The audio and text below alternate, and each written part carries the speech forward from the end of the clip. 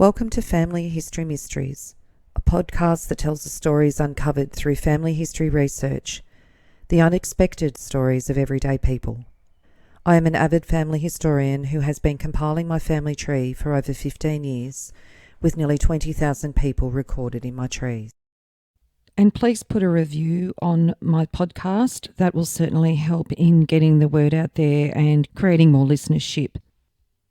Episode 160. Major Rubin. Major Harold De Vahl Rubin was a grazier, art collector and a philanthropist. Harold Rubin was born on the 3rd of January 1899 in Carlton, Victoria, youngest son of Mark Rubin, who was born Mark Rubinstein, a diamond merchant and a pastoralist from Kovno, Russia, which is now Lithuania, and his Victorian-born wife Rebecca Davis. Rebecca was the daughter of Wolf Davis and Rachel Moses, who were Polish, her birth name being Rivka. Her parents married in London and emigrated to Melbourne in 1858. She came from a notable Jewish Melbourne family. There were religious divisions within the Jewish community in Carlton and groups that disagreed with the main congregation, and one of these was the Wolf Davis Chevra, established in 1885, partly out of concern that the existing congregation was not orthodox enough. The members of this group prayed 3 times a day, first at the home of its founder Wolf Davis in Drummond Street, and then at various other places, until in 1919 they acquired a permanent home. Mark was the son of Louis Rubinstein, a medical practitioner, and his wife Hannah Smitkin. He left Russia as a young man and lived for a time in Cardiff, Wales, before reaching Sydney in December 1886. He moved to Melbourne in February 1887. With little English, he worked at odd jobs, including a spell as a wharf labourer, before investing his savings in haberdashery, which he hawked around the city in a wheelbarrow. After acquiring a horse and a buggy, he extended his business into country areas. For several years, he was an opal miner and dealer at Wycliffes, New South Wales, and on returning to Melbourne, he was naturalised in January 1893 and became a jeweller. On the 13th of December 1894, an article in the paper titled "A Diamond Necklet, Two of a Trade." In the County Court this afternoon, an action by Mark Rubin, jeweller of Burke Street, against Isaac Alston, jeweller, Elizabeth Street, was heard by Judge Gaunt. The former claims £215, the amount paid by him for a diamond necklace on the 18th of January 1893, and guaranteed to be 30 carat, but which, as a matter of fact, was not 30 carat.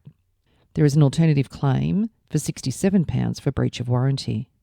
Abraham Benjamin, wholesale jeweller and diamond merchant, said that he was consulted by the plaintiff as to the weight of the stone in the necklet and gave his opinion that they were 20 carat.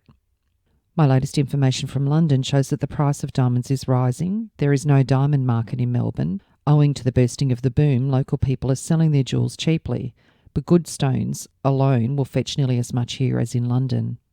His Honour gave the plaintiff a verdict for the amount claimed with costs, and the necklet to be returned as soon as the money is paid. On the 20th of October 1895, the marriage of Rebecca Davis and Mark Rubin was in the newspaper. Rubin Davis, the marriage of Miss Rebecca Davis, youngest daughter of Mr. Wolf Davis of Drummond Street, Carlton, to Mr. Mark Rubin of Melbourne, was quietly celebrated at the residence of the bride's father.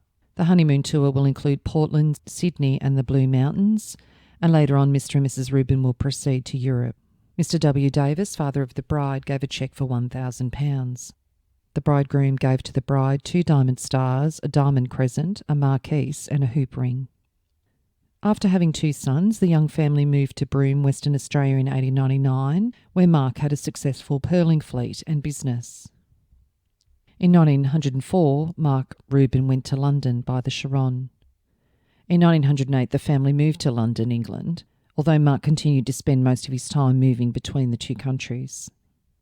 Believing that the war in Europe was inevitable and that the wool would be in more demand than pearls, he bought several large sheep stations in 1912 and 1913, including De Grey and Warrawageen near Port Hedland, Western Australia, and Northampton Downs in Queensland. He also transferred his pearl dealing business to London and Paris. On the 19th of November 1912 in the Geraldton Guardian, it says, "Large station deals. Mr. Mark Rubin, the Pearl King of London and Broome, who recently purchased De Grey and Shaw stations from Grant Edgar and Company, has also bought Warrawageen Station from Darlow Brothers. All the properties mentioned are in the Port Hedland district, and it is the new owner's intention to go in principally for raising sheep. At present, cattle predominate on all the properties.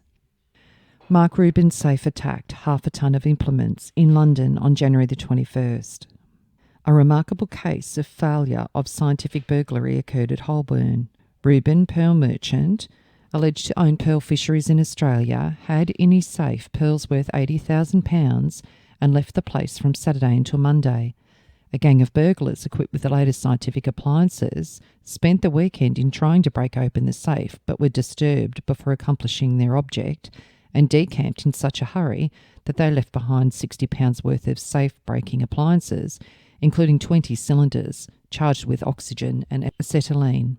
The 4 burglars engaged arrived in a van after 6 p.m. Saturday with half a tonne of implements, erected a tent of American cloth around the safe in order to prevent the lights showing.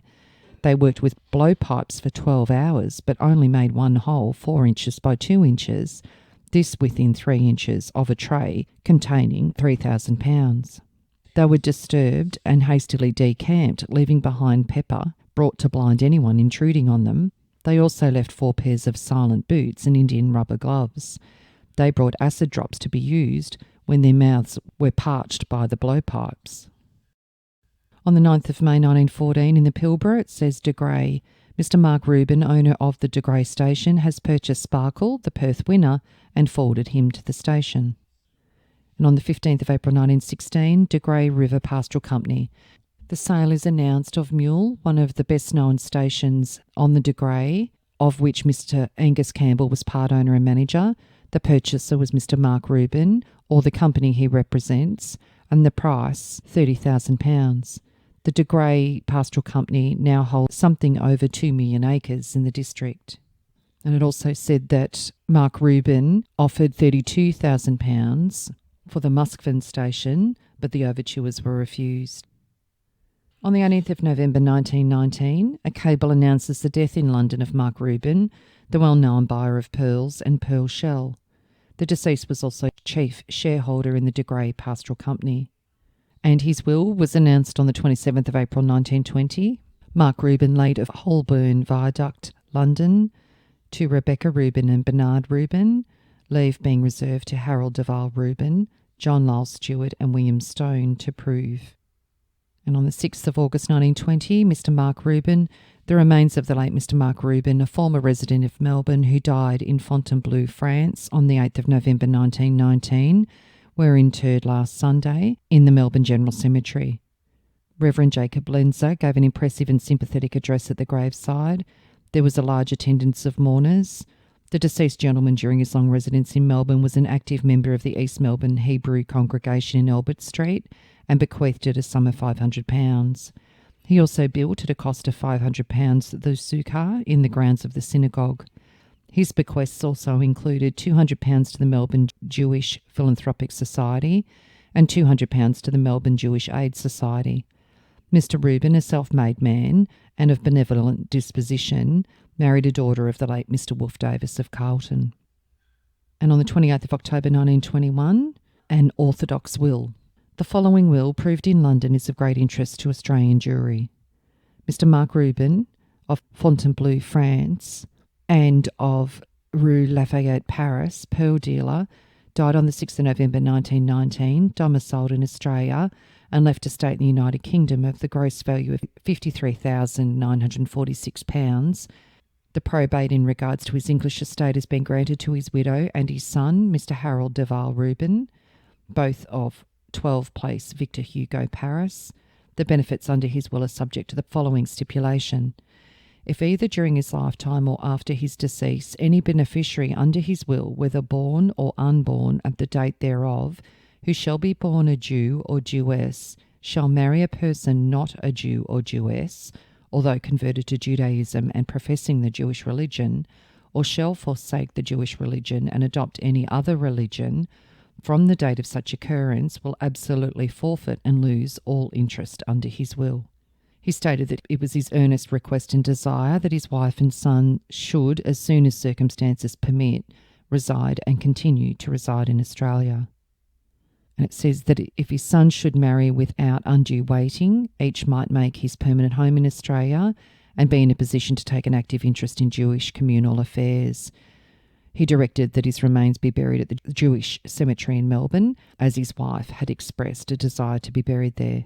His household and personal effects and an annuity of £2,000 were left to his wife, £500 and an annuity of £144 to his brother, Jacob Rubinstein of Philadelphia, £2,500 and any sums due to his brother-in-law, David Davis, and £250 to each of his said brother-in-law's children. £500 each to his sisters, Rosa Conn, Martha Factor, Mary Levin, Rhoda Davis, all of Philadelphia, Golda Rubinstein of New York, and Reva Rubin of Salanti, Russia. £500 equally between the children of his sister, Rhoda Davis, living at her decease, £250 each to James Clark of Brisbane and Peter Tate of Aramac, Queensland, £100 each to Jack Stewart of De Grey, Western Australia, Israel Melcher of Cardiff and Deborah Saunders, £50 each to Miriam Philipstein of Sydney, Caroline Danziger and Jane Stone of Melbourne, a sum not exceeding £1,000 for the benefit of his nephew Gerald Davis, and the residue of his property upon trust for his sons Bernard and Harold, and their respective issue in equal shares.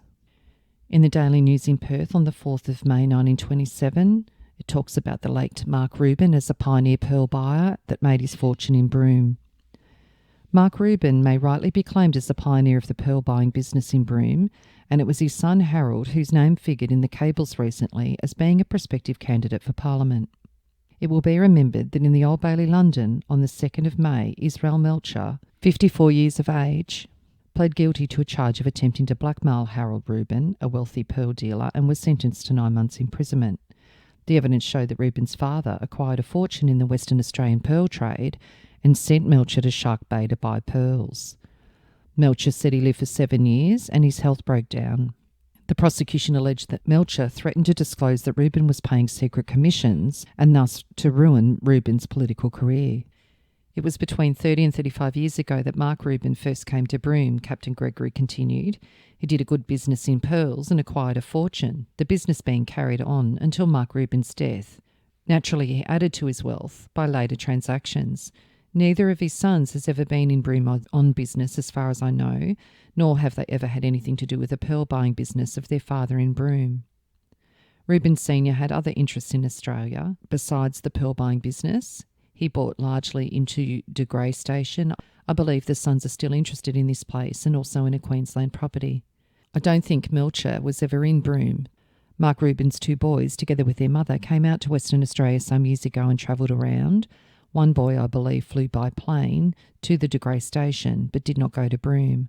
Afterwards, I believe they went on to look at their Queensland interests. And on the 29th of December 1931, in the Melbourne Age, on the 9th of November, at London, Rebecca Rubin, dearly beloved wife of the late Mark Rubin, affectionate mother of Bernard and Harold, daughter of the late Mr. and Mrs. Wolfe Davis, and beloved sister of Mrs. J. E. Stone and Mr. David Davis. On the 1st of April 1936, before Mr. Justice Dwyer, in the matter of the will and estate of Mark Rubin, deceased, between Harold De Vahl Rubin, plaintiff, and Bernard Rubin and others, defendants. It's looking like the brothers are not seeing eye to eye with their father's estate. A story also exists that Mark's maternal uncle, wealthy entrepreneur Abraham De Vahl Davis, went down with the steamship SS Kumbana after having purchased the legendary and presumably cursed roseate pearl on behalf of Mark. On the 20th of March 1912, the Kumbana travelled to the north coast of Western Australia. As they left Port Hedland after a stop there, they ran into a major cyclone and the ship was never seen again. Many believe that the pearl went down in the cyclone that sank the ship, along with all the 150 souls aboard.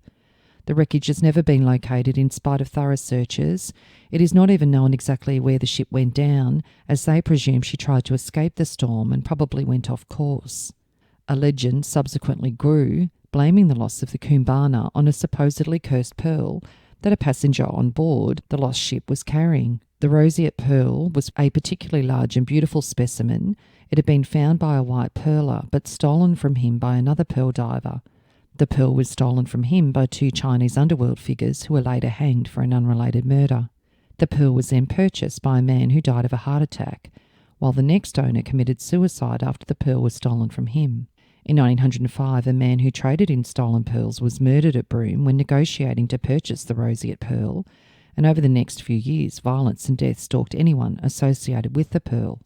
The buyer, Mark Rubin, had become very wealthy and owned a sheep station near Port Hedland when he purchased the roseate pearl for a reported £20,000. Despite all this, there is no certainty that the roseate pearl really existed, but there were many murders and much violence connected with the pearl trade in that era. Now on to the sons. Harold began his education at Broome in Western Australia, where his father owned a pearling fleet. After the family moved to London, he attended University College School at Hampstead from 1908 to 1915 and then Eton College in 1916. He was commissioned into the 5th Battalion Coldstream Guards in February 1917, and he served with the 38th Battalion, Royal Fusiliers of the City of London Regiment, and he was promoted lieutenant in January 1918. He returned to civilian life in 1919. On the 8th of July 1925, at the synagogue in Hampstead, Rubin married Marcel Yvonne Raphael. They had a son, Michael Mark De Vahl Rubin, in September 1926 at Marylebone, London. The marriage was to end in divorce, and Marcel married Douglas Goodbody in December 1938.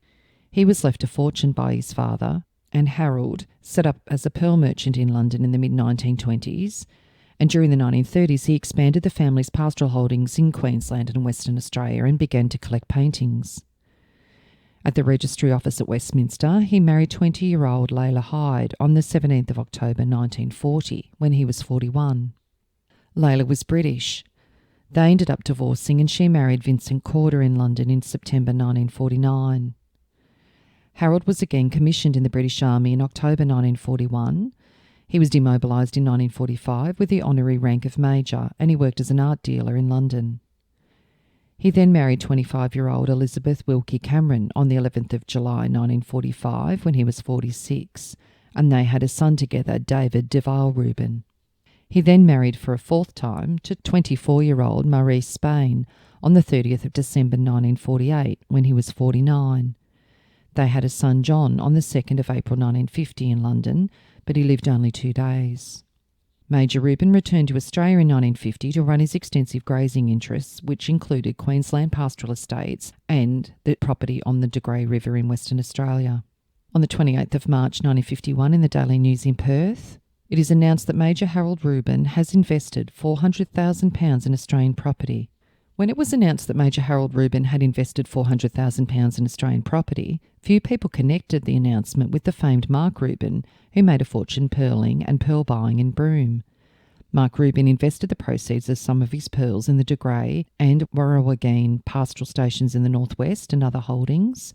Later he went to Paris and died a millionaire. He left 2 sons, Bernard and Harold. Harold, like his father, was a keen judge of pearls and operated in those from the Persian Gulf. In June last year, he visited Western Australia. He flew to the northwest and toured his station interests there, and in July he went to inspect his breeding stations 500 miles east of Rockhampton. While here, he warned pastoralists and graziers to husband their resources in preparation for a wool slump. Though I have complete faith and confidence in the future of wool, I would advise graziers to remember that no boom comes without a slump afterwards. Major Rubin's recent purchases included North Tulborough on the Darling Downs for about £80,000 and Melrose in the Killarney Darling Downs district for £90,000. Last August he purchased historic Toorak House at Hamilton for a private home. Its price was £23,000. Major Rubin also owns properties at Parkdale, Blackhall in central Queensland. Earlier he had bought 24,000 acres off Parkdale Station for £200,000. Not long before his death, Major Rubin estimated his 14 sheep stations, there were in fact 15, but he had to give one to his 4th wife as settlement in the divorce, were worth at least £1 million. He lived at Toorak House, a mansion that was built by Sir James Dixon at Hamilton, Brisbane, but he regularly visited his 17,000-acre property Parkdale near Stanthorpe, and he kept a flat at the Astor in Macquarie Street, Sydney. On the 18th of November 1959, at the General Registry Office in Brisbane, he married for the 5th time to Julia Eleonora Vosdick, née Hanselman, a 30-year-old divorcee known as Julie Muller. He was 60. Julie was a Swiss-born woman who Major Rubin had met in London, where she was working as a waitress. He gave his fifth wife a Renoir painting as a wedding present believed to be worth more than £200,000. On the 9th of September 1961, there was an article in the Canberra Times titled "Baby Battle, Millionaire Loses First Round." In Essex, England, Queensland millionaire Major Harold Rubin yesterday lost the first round of his battle to adopt an abandoned English baby. However, Major Rubin said that his fight has only just begun. Major Rubin left Sydney by air on Sunday, arrived at London Airport yesterday and sped by hired car to Barking just in time to see 1-month-old Peter Kane brought into court and in need of care and protection. The baby was committed to the care of the Essex County Council after a London solicitor representing Major Rubin had unsuccessfully applied for his protection. The story began a month ago when the newborn infant was found abandoned in the rear of a garage in Ilford, Essex. An ambulance attendant kept the infant alive through mouth-to-mouth respiration while the infant was rushed to hospital. Major Rubin read of the widely publicised case, and he and his wife decided they would try to adopt Peter. Last week, the couple were told by their London solicitor that Peter would come before the juvenile court yesterday. 2 weeks after the child, named in hospital Peter Kane because he just came, was found, Mrs O'Dowd was fined £15 in a Barking court for having abandoned the child in a manner likely to cause unnecessary suffering or injury to health. Yesterday, the mother opposed Major Rubin's application. "I don't want him to adopt this child. I cannot afford to keep it at the moment as I have another boy. I would want it to be brought up a Catholic." Major Rubin's spokesman said that Mrs Rubin was a Roman Catholic and the Major, a Jew, was taking instructions in the Roman Catholic faith. Since their decision to try to adopt Peter, the Rubins have announced that they are expecting their first child next year. Harold and Julie's son, Harold Bernard Christopher Ben De Vahl Rubin, to be called Ben, was born in 1962. And it seems that the fifth marriage wasn't going so well either, as on the 7th of October 1963 in Brisbane, it says barrister arrives for child hearing. A Brisbane barrister representing Mrs Julie Rubin, wife of missing grazier Harold De Vahl Rubin, flew to Sydney tonight to appear tomorrow morning at a hearing in the High Court.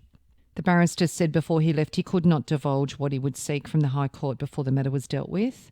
A writ of attachment against Mr Rubin was issued at a special sitting of the Supreme Court in Brisbane yesterday afternoon for contempt of court.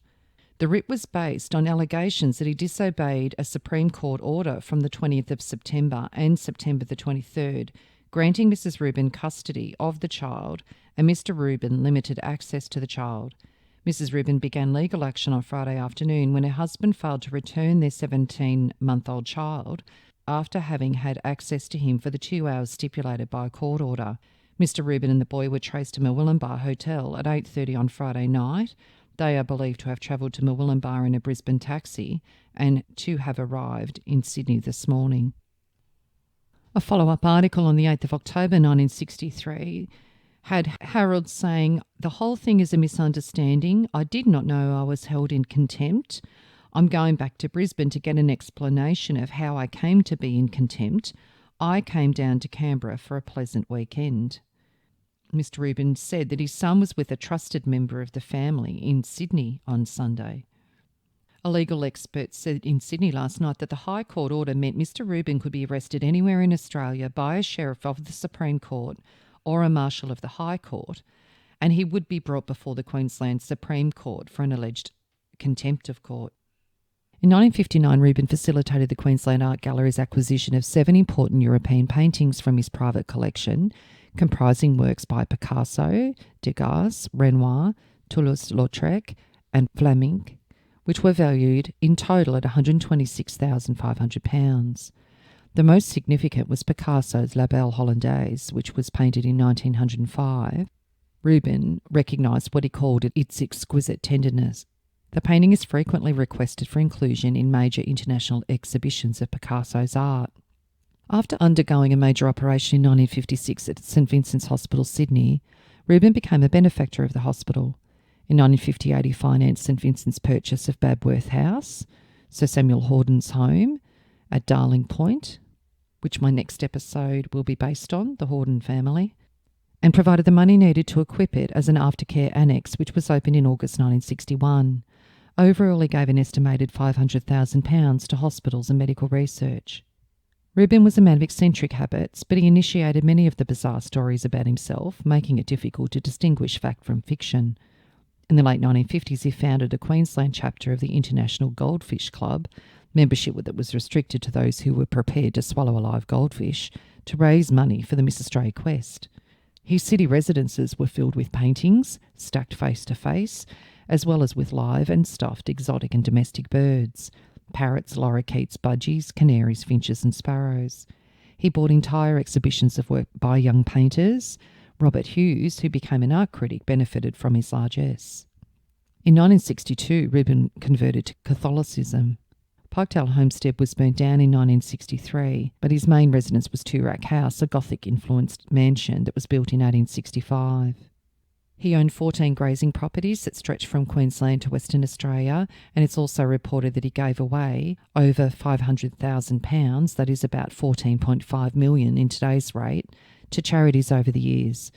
He smoked 50 cigarettes a day and reportedly amassed an art collection that was valued at around £100,000, so about $3.7 million today. Rubin passed away in 1964 at the age of 65 and is buried in Canberra. He died of cancer at St Helens Hospital in South Brisbane on the 7th of March 1964, and he was buried with Catholic rites in the Canberra Cemetery. His wife and their son survived him, as did the son of each of his first and third marriages, but the son of his fourth marriage had predeceased him. Rubin's estate was sworn in for probate at £949,342. He bequeathed 18 paintings to the government of Israel. The bulk of his art collection, which had once numbered 400 works, including 60 paintings by Sir William Dobell, was sold by auction between 1971 and 1973. He left the bulk of his estate to his youngest son, Harold Bernard Christopher De Vahl Rubin, and he left legacies: £17,000 to the Victorian Cancer Fund, £5,000 to the War Memorial Garden at the Israeli Embassy, Canberra, £4,000 to the Royal North Shore Hospital, £25,000 to the Queensland Cancer Campaign Fund, £2,000 to the Queensland branch of the Royal Flying Doctors Service, and nearly £8,000 to the Queensland Spastic Children's Welfare League. His will also made certain other bequests. He left £25,000 in trust for his wife and bequeathed £45,000 to another son, David Rubin. On the 13th of June 1967 in the Canberra Times, it says missing Picasso found by police. In Brisbane on Monday, police today recovered the missing $200,000 Picasso painting La Belle Hollandaise, which was stolen from the Queensland Art Gallery last Monday. They have refused to comment on the recovery of the painting, other than to say they seized it from a suburban house and they were making further inquiries. In a brief statement, the chief of the Brisbane CIB said that after receiving confidential information, he and 3 other detectives searched a house and recovered the Picasso, believed to be the most valuable in Australia. The inspector declined to comment further on this, but tonight nobody had been charged in connection with the theft. The chairman of the Art Gallery Trustees said tonight he would arrange an art expert to examine the painting tomorrow to establish that it was a true Picasso and whether or not it had been damaged. La Belle Hollandaise was donated to the Queensland Art Gallery in 1959 in a valuable collection of the late Mr. Harold De Vahl Rubin. His widow, Mrs. Julie Rubin, said tonight, "I am very grateful to the person who notified police where it could be found and for the fact that it's now back in safe hands." In March 1966, Millionaire 4 returns home. In Sydney, Australia's 4-year-old millionaire Benny Rubin returned to Sydney today after a tour of Europe. Benny, his full name Harold Bernard Christopher De Vahl Rubin, will inherit nearly $2 million when he turns 21. His father, Queensland philanthropist, grazier and businessman Major Harold Rubin, died in March 1964, leaving an estate of $1.989 million, most of which will go to Benny. Major Rubin's widow, Mrs. Julie De Vahl Rubin, took her son to Europe last October and returned on the liner Galileo today. She said today that she'd wanted to see her family in Switzerland, where she was born. "I was very annoyed at reports that I was going overseas to find a man." She said she now lived for Benny. Mrs. Rubin said Benny would go to Scots College in October and returned would settle in Sydney. I intend to buy a home unit and lead a quiet, normal life. Julie Rubin died on the 7th of September 1992, and it was announced in the Canberra Times. Julie Eleanor Rubin, late of Parkdale Station, Stanthorpe, Queensland, wife of Major Harold De Vahl Rubin and mother of Ben Rubin, died at Holy Spirit Hospital, Wickham Terrace, Brisbane. And in the Canberra Times, on the 30th of July 1963, it goes into more detail about the settlement of his estate. Huge settlement over Western Australia's estate. A £208,646 settlement was made in the West Australian Supreme Court today.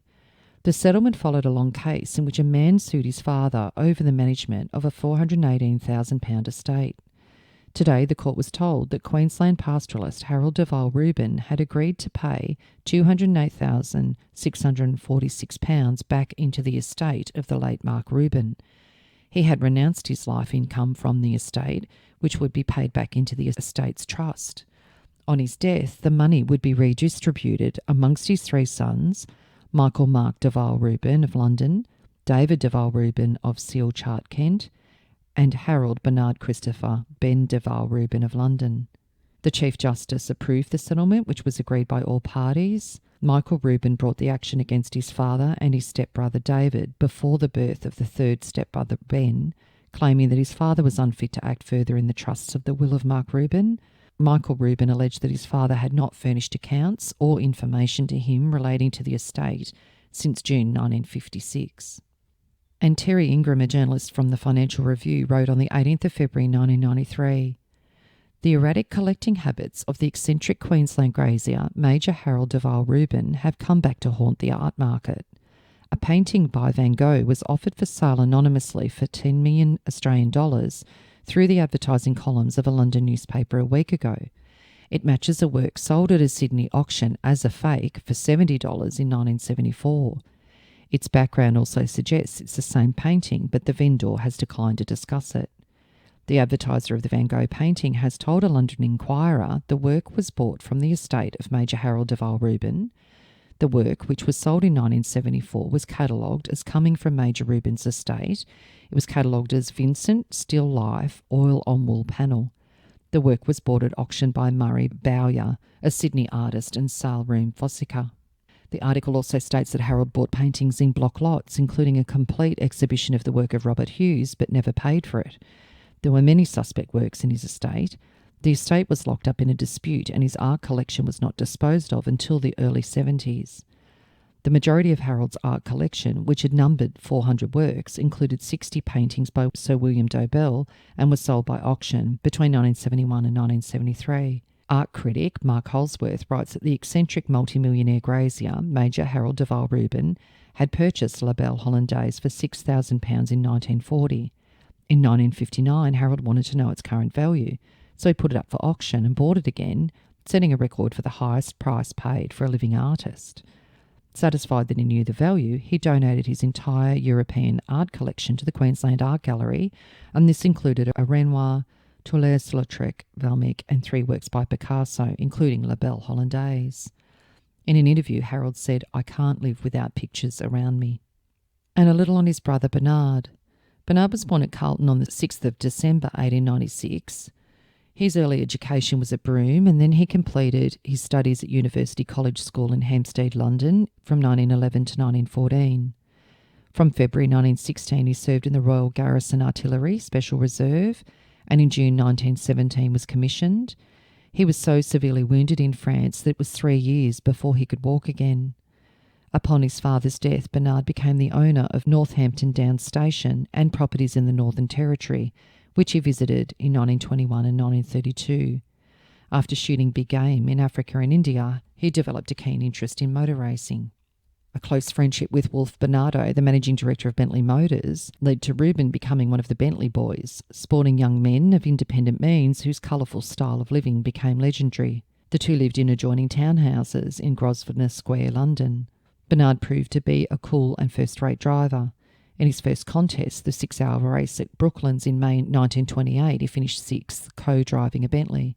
In the next event, the 24-hour race at Le Mans in June, co-driving with Bernardo, he became the first Australian to win the celebrated race, which no other Australian won again before Vern Schuppen in 1983. After a desperate tussle with an American Stutz, the Bentley crossed the line after completing the last lap with a broken chassis frame and an empty radiator. In the Irish Grand Prix of July, he finished 8th.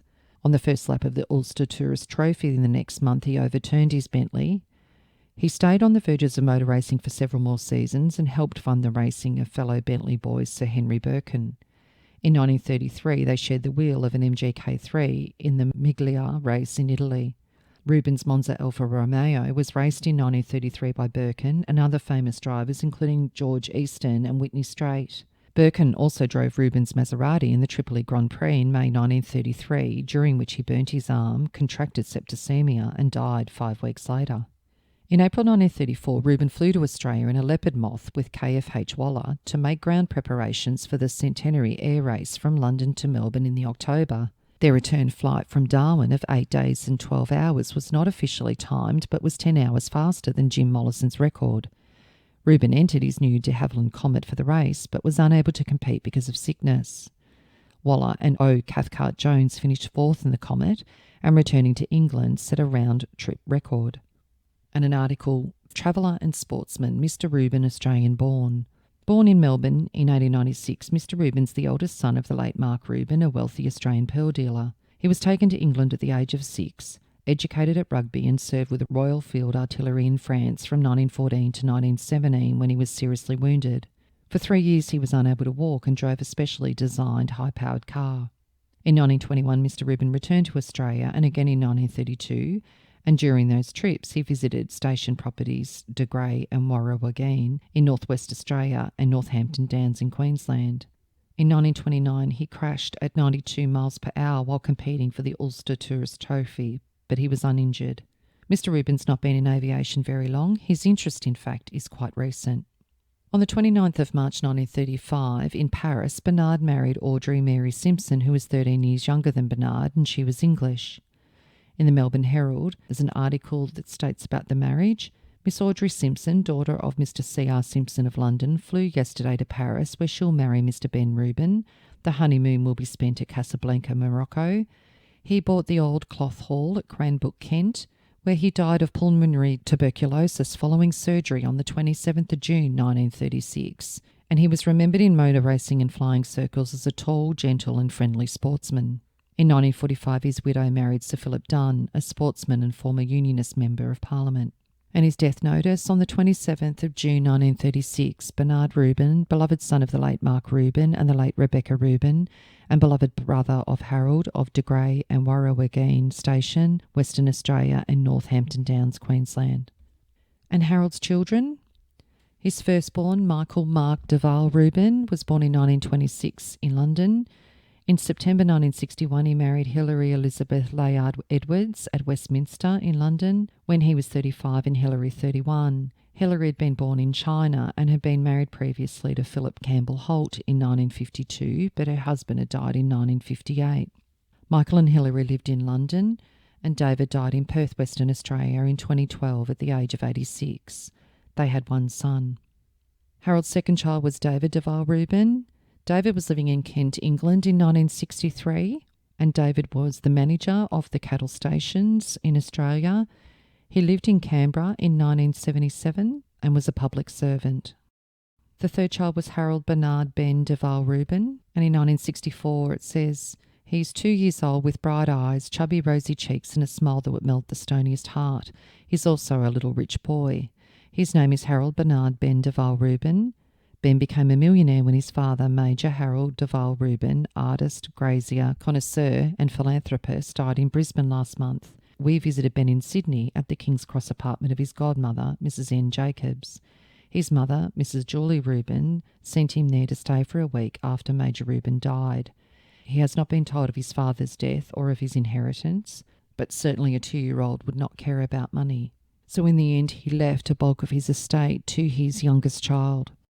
And on the 16th of July 1993, in the Supreme Court in the Australian Capital Territory, probate in the will of Bernard Rubin, late of Palm Beach County, Florida, in the United States of America, producer, director, deceased. May be granted to Deborah Rubin.